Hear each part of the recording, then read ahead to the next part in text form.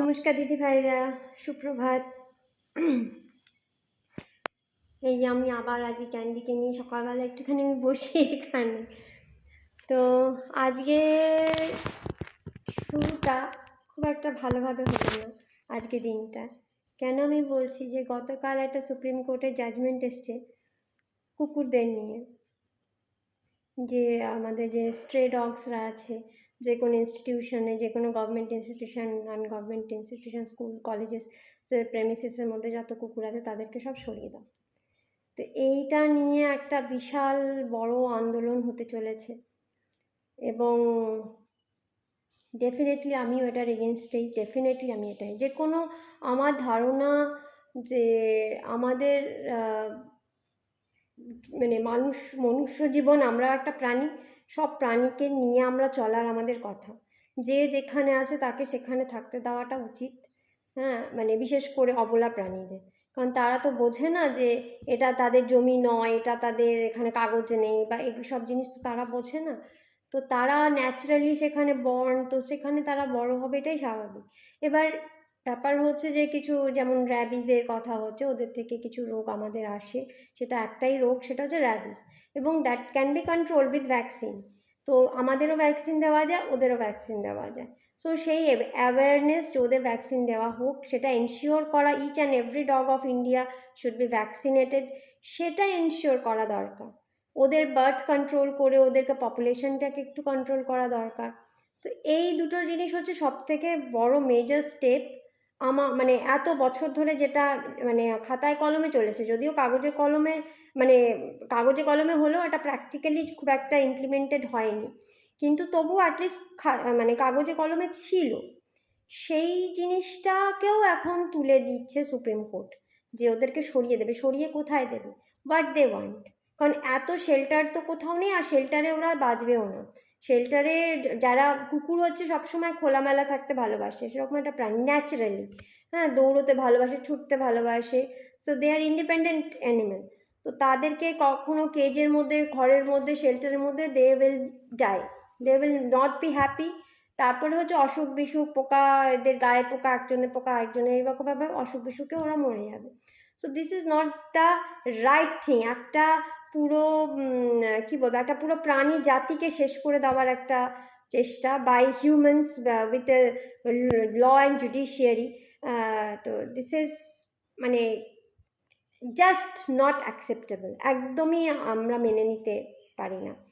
হ্যাঁ, এবং এটার এগেনস্টে আমার ধারণা নিশ্চয়ই সুপ্রিম কোর্টে বড় বড় যারা পেটা ফেটা যা যা এনজিওরা আছে, ইভেন মেনকা গান্ধী আছে, তারা নিশ্চয়ই পিটিশন করবে।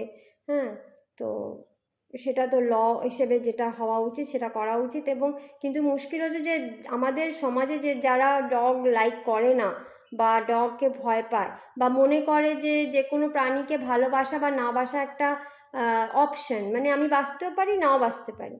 বাট এই ধরনের যাদের মেন্টালিটি, এবং প্রচুর, এদের সংখ্যাটা প্রচুর বেশি, মেজরিটি এরাই, মানে আমার ধারণা 95 to 98% লোকই এই ধরনের।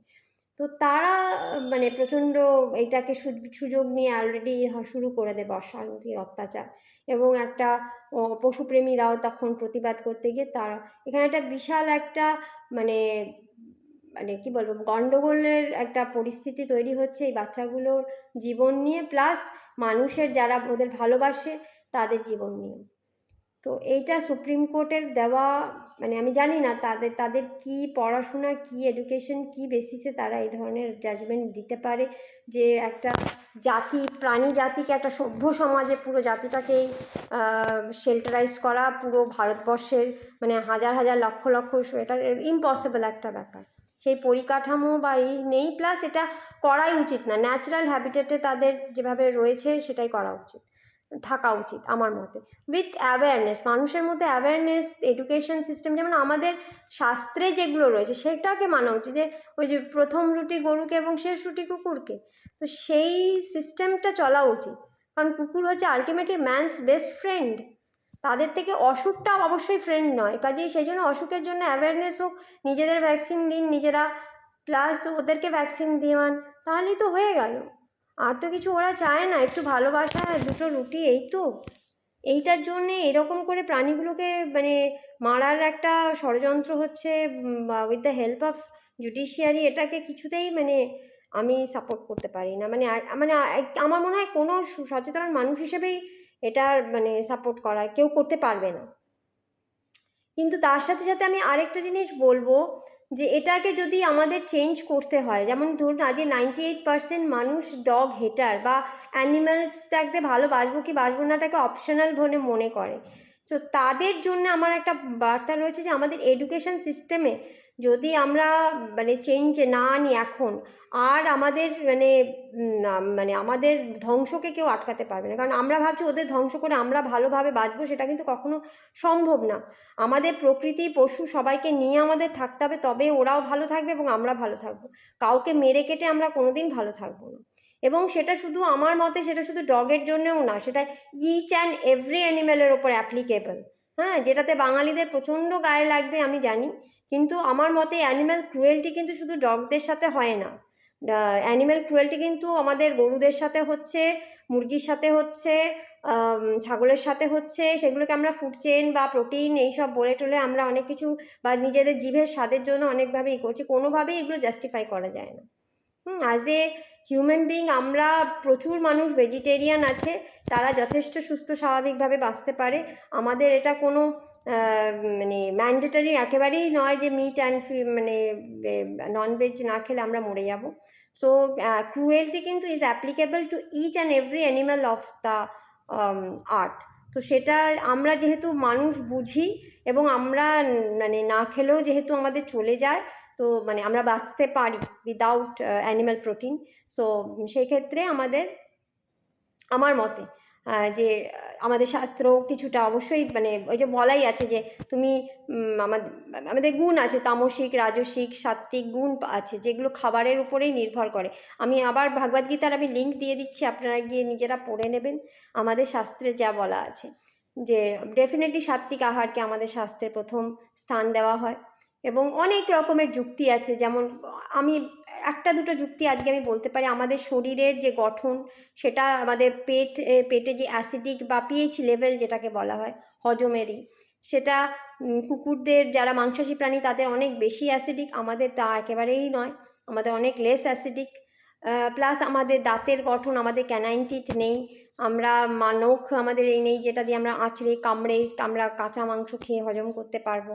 অল দিস থিংস এই তো আমাদের শারীরিক গঠন বলে দিচ্ছে। প্লাস আমাদের আরও আছে বডি টেম্পারেচার মেনটেন করি আমরা ঘেমে। যারা মাংসাশী প্রাণী তারা কিন্তু জিভ দিয়ে হ্যাঁ হ্যাঁ হ্যাঁ এরকম করে তাদের বডি টেম্পারেচার মেনটেন করে।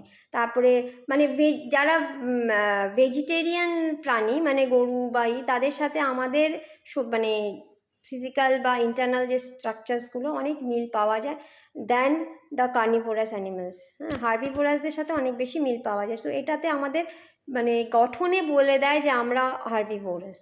হ্যাঁ, মানে আমরা ভেজিটেরিয়ান ফুডে আমাদের শরীর অভ্যস্ত, এবং ননভেজ ফুড হজম করতে গিয়ে আমাদের শরীরে যে এক্সট্রা অ্যাসিড লেভেল বাড়াতে হয়, লিভারের ওপর প্রেশার পড়ে আমাদের দেশের ওপরে, সেই কারণে আমাদের শরীরের কিন্তু বিভিন্ন রকমের রোগের উৎপত্তি, যেগুলো কিন্তু আমাদের আয়ুর্বেদে বলা আছে এবং রামদেব বাবাজিরা তারাও বলছে এই সেম জিনিসগুলোই। হ্যাঁ, যে শরীর সুস্থ রাখতে গেলে যোগা করুন, ননভেজ খাবেন না। তো এগুলো কিন্তু আমাদের বেসিক রুলসের মধ্যে আমাদের শাস্ত্রেই রয়েছে, হিন্দু শাস্ত্রেই রয়েছে। তো আর যারা খায় তাদের মধ্যে রাগ হবে, অহংকার হবে, এইগুলো গুণ তামসিক গুণ আসবে।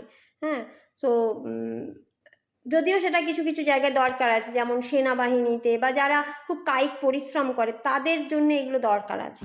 হ্যাঁ, সো এরকম কিছু কিছু পার্টিকুলার আমাদের শাস্ত্রে কিন্তু লেখা আছে কিছু, যে এই ধরনের কাজ করে যারা, তারা কিছুটা অ্যানিম্যাল প্রোটিন খেতে পারে, বাট অন্যরা পারে না।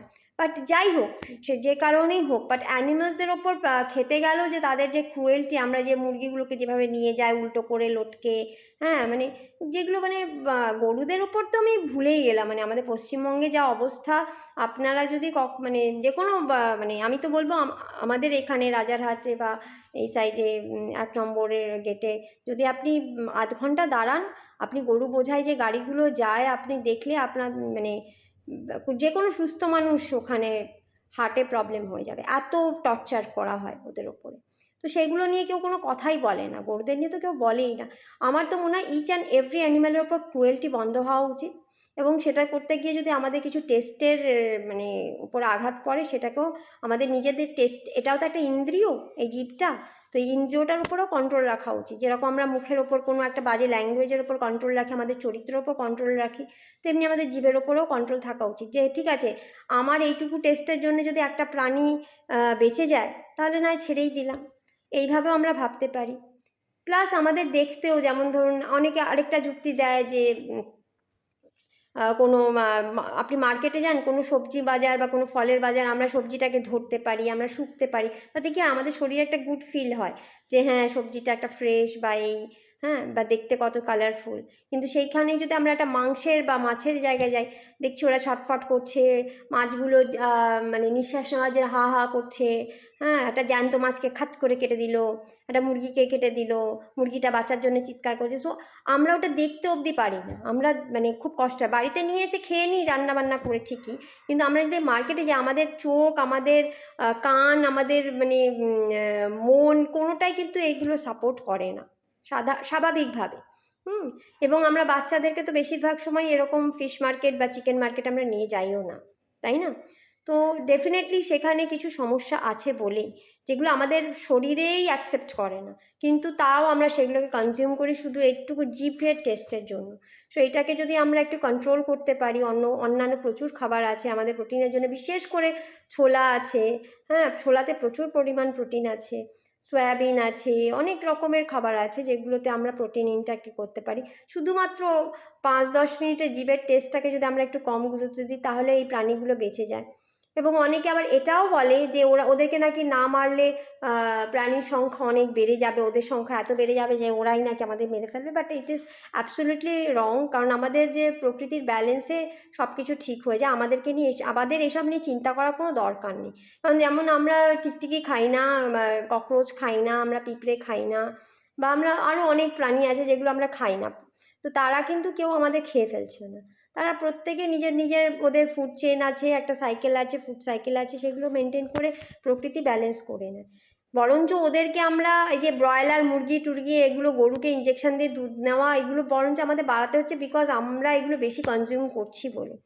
হ্যাঁ, সো ন্যাচারালি ওরা ভালো থাকুক, আমরা ভালো থাকি, আমরা ওদেরকে নিয়ে থাকি, ওরা আমাদেরকে নিয়ে থাকুক, মনুষ্যত্বটা বজায় রাখি আমরা প্রত্যেকের প্রতি, মানুষের প্রতি এবং পশুর প্রতি, যে কোনো প্রাণীর প্রতি, বিনা দরকারে তারা যদি আমাকে না মারতে আসে ততক্ষণ আমরা কাউকে মারবো না, এই নীতি নিয়ে যদি আমরা চলি, তাহলে কিন্তু আমার মতে সবাই ভালো থাকবে। এবং সেই শিক্ষা দীক্ষাটা আমাদের পাঠ্যক্রমে আনার খুব প্রয়োজন, এবং সেটার জন্য আমার ধারণা যে আমাদের যে সিলেবাস, এত বছর ধরে যেসব সিলেবাস চলছে, সেই সিলেবাসটা হচ্ছে পুরোপুরি যে মানে কি বলবো, টাকা ওরিয়েন্টেড, একটা বড় ডাক্তার ইঞ্জিনিয়ার হয়ে টাকা কামানো ওরিয়েন্টেড হয়ে দাঁড়িয়েছে।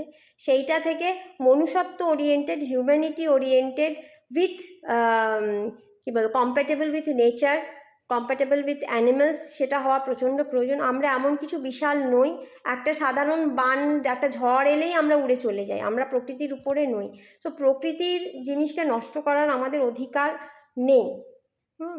তো প্রকৃতিকে নিয়ে, পশুদের নিয়ে আমাদের চলা উচিত, সেটা আমাদের শিক্ষা ব্যবস্থাতে না ঢোকালে আজকে এই ধরনের জাজমেন্ট আসতেই থাকবে। এবং বেশিরভাগ সমাজে এখন মানুষরা এত সেলফ সেন্টার্ড, সেলফ ওরিয়েন্টেড হয়ে গেছে, এবং হ্যাঁ মানে অবলা প্রাণীদের ওপর মেরে অবলা প্রাণীদের মেরে নিজেদের ফ্রাস্ট্রেশন, মানে হয়তো যে জায়গায় নিজে কিছু করতে পারছে না, এইটাকে মেরে একটা নিজেদের একটা পৈশাচিক উল্লাস তারা করছে। তো সেই জিনিসটার আমি প্রচণ্ড ঘোর বিরোধী। হ্যাঁ, যে আমার মতে প্রত্যেকটা প্রাণীর বাঁচার অধিকার আছে, আমি তাকেই মারতে পারি যতক্ষণ সে আমাকে, যদি দেখি যে হ্যাঁ সে আমাকে অ্যাটাক করছে, ডেফিনেটলি তখন আমি তাকে মারতে পারি। যেমন বাঘ টাঘদের আমরা ফেন্সিং করে রেখেছি, যে তারা যেহেতু আমাদেরকে মারে, সেক্ষেত্রে তাদের অভয়ারণ্যে তারা থাকুক, আমরা আমাদের শহরে বা আমাদের গ্রামে আমরা থাকি, সেইটা একটা জিনিস।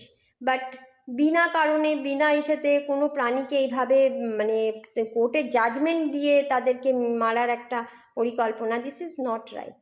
যেটা আমাদের অ্যাওয়ারনেস দিয়ে করা সম্ভব, এত বছর বছর ধরে আমাদের চলে আসছে, যে শেষ রুটিটা আমরা কুকুরকেই দেব, সেই জায়গা থেকে আমাদের এই ধরনের জাজমেন্ট একদম অ্যাকসেপ্টেবল নয়। এবং আমার যেটা ধারণা, অনেকে বলছে no vote no dogs no vote এরকম একটা চালানো হচ্ছে। তো আমি ভোটের বিপক্ষে একেবারেই নই, কারণ যে পার্টি আসবে সে পার্টির সাথে সুপ্রিম কোর্টের এর জাজমেন্টের কোনো সম্পর্ক আছে বলে আমি মনে করি না। সুপ্রিম কোর্ট একটা আলাদা জুডিশিয়ারি সিস্টেম, সেখানে জাজেসরা তাদের একটা শিক্ষা দীক্ষা, তাদের একটা এই অনুযায়ী তারা জাজমেন্ট দিচ্ছে। এর উপরে পার্টির কিছু হয়তো আগে কিছু ক্ষেত্রে প্রভাব হয়েছে বা হয়নি, বাট এই ক্ষেত্রে আমার ধারণা যে কোনো পার্টির প্রভাব নেই। যে কোনো পার্টি এলেই এই ধরনের জাজমেন্ট দিতে পারতো সুপ্রিম কোর্ট, এটা হঠাৎ করে কিছু হয়নি। তবে এটার জন্য যদি কোনো আরেকটা জিনিসও আমি লাস্ট অপশান বলছি, যদি অনেকে বলে যে মোদি হ্যাঁ তো মুমকিন হ্যাঁ, তো মোদি যদি সেই রকম সুবিধায় কিছু করতে পারে ফর ডগস, তো definitely that is acceptable. But Modi গৌরক্ষাও করুক, আমি চাই যে গরুদেরও রক্ষা হোক, আমাদের গোমাতাদের রক্ষা হোক, এবং এই যে কি বলবো ডগসদেরও রক্ষা হোক, সবারই রক্ষা হোক, কিচ অ্যান্ড এভরি অ্যানিমালসকে রক্ষা করা হোক। সেটা কোনো কোনো প্রাণী মরতে চায় না, আমরা কাউকে মারতে চাই না। এই হিসেবে আমাদের একটা আন্দোলন অবশ্যই গড়ে ওঠা উচিত। আমি আমার বক্তব্য রাখলাম, আমি জানি অনেকে হয়তো আমার বিপক্ষে বা পক্ষে বলবেন, কিন্তু আমার বক্তব্য এটাই যে প্রত্যেকটা প্রাণীকে আমাদের বাঁচার এনশিওর করা উচিত। আমি নিজেও মানে অনেকবার মাছ মাংস ছেড়ে দিয়েছি, কিন্তু আমাদের যে বাঙালি সমাজে কোথাও গেলেই না তুমি খাচ্ছ না কেন, বিভিন্ন রকমের প্রশ্ন, বিভিন্ন রকমের যুক্তি তর্ক এইসব করতে গিয়ে লাস্টলি আমি হার মেনে গেছি। কিন্তু সত্যি কথা এটাই যে আমি যদি বৃন্দাবনে যখন গেছিলাম বা আমার মেয়ের কাছে যখন গেছিলাম, আমি কিন্তু পরিবেশের সাথে আমি নিজেকে মানিয়ে নিতে ভালোবাসি। এবং আমি পার্সোনালি আমি যেহেতু ভগবদ্গীতাও পড়েছি, বিদেশ থেকে বিদেশিরা অবধি এসে তারা মদ মাংস বিফ সব ছেড়ে দিয়ে তারা হরে কৃষ্ণা করছে, তারা নিরামিষ খাচ্ছে, তারা সাত্ত্বিক আহার করছে। কিন্তু আমরা এই দেশে থেকে আমরা মানে খুব লজ্জাজনক যে আমরা আমাদের কালচারের থেকে, আমাদের রিলিজিয়ান থেকে অনেক দূরে চলে যাচ্ছি, এবং সেটা নেচার থেকেও দূরে চলে যাচ্ছে। আমরা ভাবছি যে রিলিজিয়ান থেকে দূরে গিয়ে আমরা খুব মডার্ন হয়ে যাচ্ছি, বাট সেটা নয়। আমরা আরও বেশি নেচারকে চ্যালেঞ্জ করছি, এবং এর ফলে আমরা কিন্তু নেচারকে চ্যালেঞ্জ করার ফলে আমরা নিজেরাই নিজেদের ক্ষতি করব, কারণ নেচারের সাথে আমরা কখনো পেরে উঠবো না। হ্যাঁ, সো এইটার বিরুদ্ধে আন্দোলন গড়ে উঠুক। এবং সুপ্রিম কোর্টের সাথে আমার ধারণা কোনো পার্টির কোনো যোগ নেই, তারা একটা আলাদা মানে ইন্ডিভিজুয়াল জুডিশিয়ারি। যে পার্টিকেই যে যারা ভোট দিন সেটা তাদের নিজস্ব ব্যাপার, কিন্তু আমাদের মনুষ্যত্বের জন্যে, হিউম্যানিটির জন্যে এই জাজমেন্টের অ্যাগেনস্টে আমি সবসময় ছিলাম, আছি, থাকব। সব পশুরা বাঁচুক, এবং আমরাও ধীরে ধীরে চেষ্টা করি যে যতটা সম্ভব আমরা যেন ভেজের দিকে শিফট করে যেতে পারি বলে আমার মনে হয়। এটাই আমার বক্তব্য।